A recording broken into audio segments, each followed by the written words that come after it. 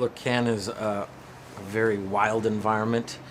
It's like a giant red carpet unto itself, but the excitement is palpable. And what's exciting is the launching of so many great movies, and this has been the forum for incredible films throughout history. And to be able to open it was a huge honor for us.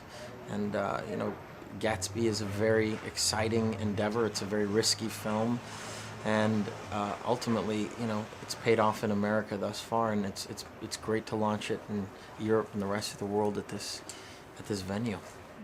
From what I understand, it's actually a lot of people in Japan have read this novel. In America, it's almost required reading. But look, we look at it as an intrinsically American story, and it is the great American novel of what it's like for a person in the 1920s in a democracy to create a vision of themselves and manifest that into reality according to their own youthful dreams. And so in that respect, I think it's incredibly universal. You know what I mean?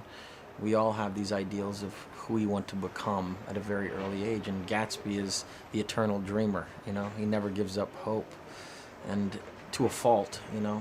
That's ultimately his tragedy at the end of the movie. But we can all connect with that in a weird way. You know what I mean? His ambition and the idea of wanting to aspire for something higher.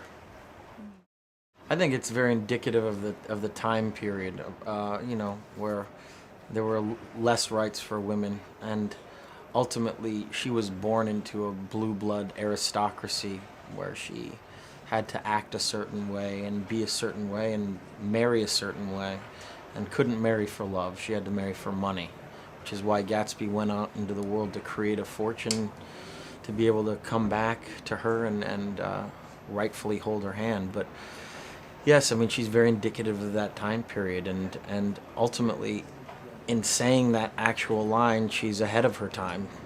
She knows that, in the society and the way she was, the world that she was born into, that was the only, destiny that she had for herself. Of course, she could have, in my opinion, broken free from that and ran off with Gatsby, but that's the tragedy of the story.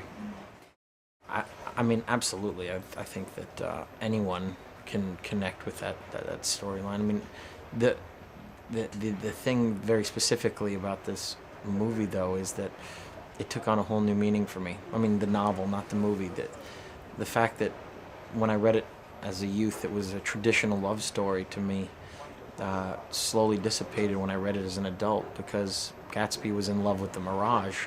He was in love with something that was no longer there.